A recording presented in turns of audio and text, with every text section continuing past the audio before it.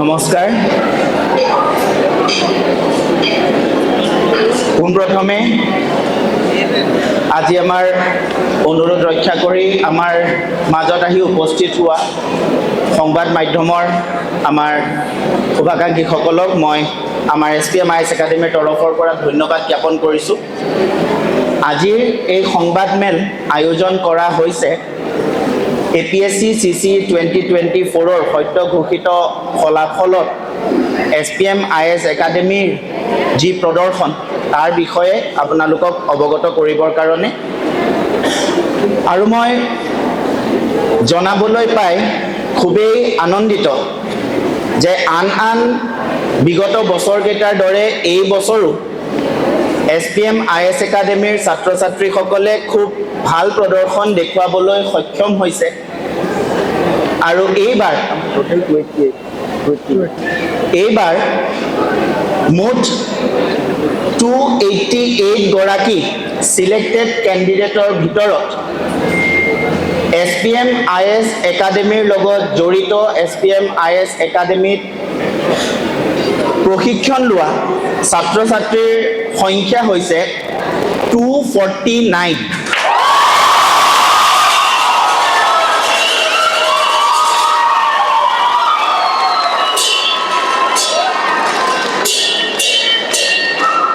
গতিকে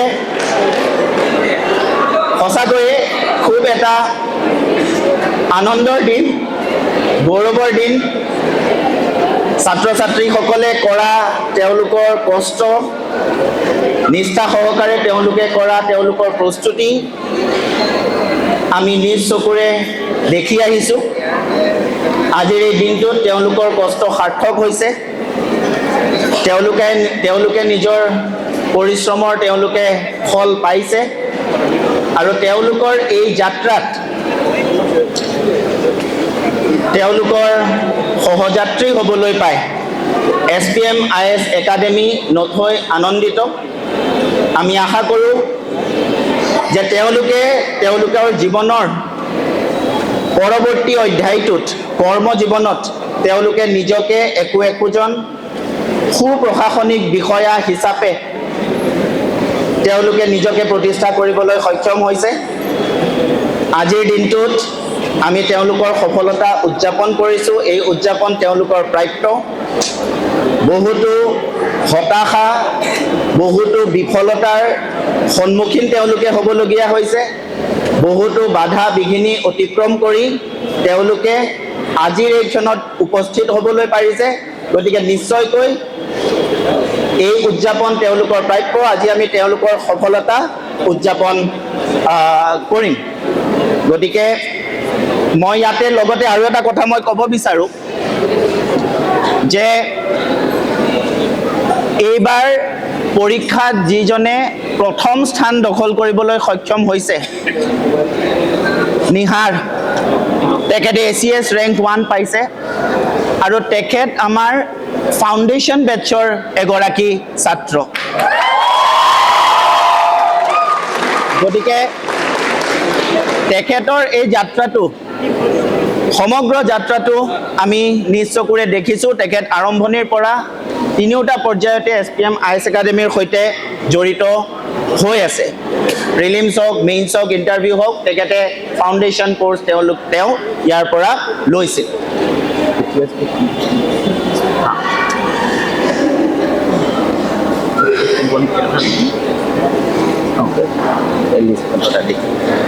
আৰু এইবাৰ আমি সাধাৰণতে যেতিয়া আমি ফলাফল ঘোষণা কৰোঁ SPM IAS একাডেমীৰ তৰফৰ পৰা, তেতিয়া SPM IAS একাডেমীৰ পৰা উত্তীৰ্ণ হোৱা মুঠ প্ৰাৰ্থীসমূহৰ ভিতৰত কিমানজন প্ৰাৰ্থী কেৱল ইণ্টাৰভিউ গাইডেন্স প্ৰগ্ৰেমৰ জৰিয়তে SPM IAS একাডেমীৰ লগত জড়িত আছিল সেইটো আমি উল্লেখ কৰি দিওঁ।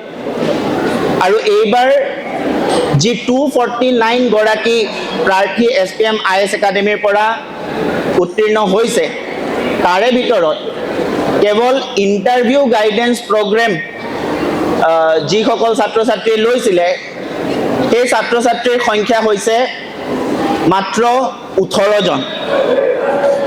গতিকে বাকি যিমান ছাত্ৰ ছাত্ৰী আছে তেওঁলোক বিভিন্ন ধৰণৰ পেইড কোৰ্চেছৰ জৰিয়তে SPM IS একাডেমীৰ লগত জড়িত হৈ আছিল আৰু তাৰে ভিতৰত বেছি সংখ্যক ছাত্ৰ ছাত্ৰীয়ে আমাৰ ফাউণ্ডেশ্যন বেটছৰ ছাত্ৰ ছাত্ৰী গতিকে ই আমাৰ কাৰণে অন্য এক সুখবৰ আনন্দৰ খবৰ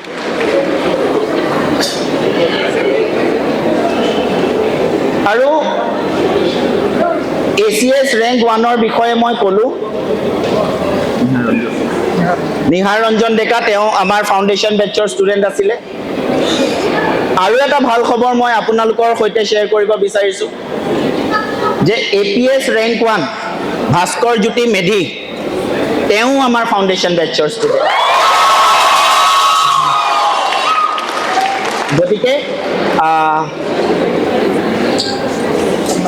ACS APS মিলাই পেলাই SPM IS একাডেমীৰ পৰা সিলেক্টেড কেণ্ডিডেটৰ সংখ্যা হৈছে 58 আউট অফ টোটেল 65 ইয়াৰে ভিতৰত দুজন কেৱল ইণ্টাৰভিউ গাইডেন্স প্ৰগ্ৰেমৰ যোগেদি জড়িত হৈ আছিল আন গোটেইকেইজন অৰ্থাৎ 56 জন আমাৰ বিভিন্ন কোৰ্চৰ সৈতে জড়িত হৈ আছে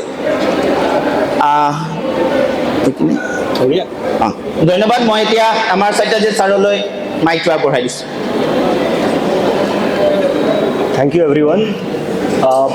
I would like to add just one point that whosoever does not know us, for them our result might appear unreal. But for our students who are out there, those who have succeeded or those who are preparing for next year, they know how much hard work we put every day, day in, day out. So for them, I don't think it's unbelievable, unreal. They know it was about to come.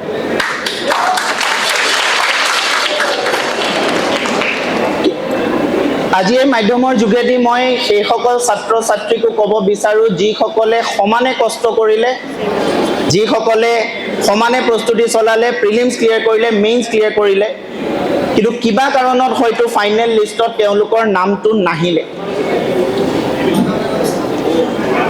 তেওঁলোকো সমানে ডিজাৰ্ভিং আছিলে কিন্তু প্ৰতিযোগিতা যিহেতু যথেষ্ট কঠিন গতিকে অলপ নম্বৰৰ কাৰণে হয়তো তেওঁলোক থাকি গ'ল এইবাৰ এই পৰীক্ষাটো এনেকুৱাই প্ৰতিযোগিতাৰ ইয়াতে কম্পিটিশ্যনটো বহুত টাফ হয় এনেকুৱা বহুতো উদাহৰণ এইবাৰৰ ৰিজাল্টতে ওলাব যি আগতে দুবাৰ তিনিবাৰ সফল হ'ব পৰা নাছিল কিন্তু এইবাৰ তেওঁলোকে মনে বিচৰা ৰেংকটো পাবলৈ সক্ষম হৈছে গতিকে যিসকল ছাত্ৰ ছাত্ৰীৰ কিবা কাৰণত প্ৰিলিমছ হ'ল মেইনছ হ'ল কিন্তু ইণ্টাৰভিউৰ হোৱাৰ পাছত ফাইনেল লিষ্টত নামটো নাহিল মই তেওঁলোকক জনাব বিচাৰোঁ যে তেওঁলোক হতাশ হোৱাৰ প্ৰয়োজন নাই তেওঁলোকে দুগুণ উৎসাহেৰে তেওঁলোকৰ প্ৰস্তুতি অব্যাহত ৰাখিব লাগে আৰু এইবাৰ ক'ত তেওঁলোকৰ অলপ ত্ৰুটি থাকি গ'ল যাৰ কাৰণে তেওঁলোকৰ নামটো ফাইনেল লিষ্টত নাহিলে সেইটো অলপমান তেওঁলোকে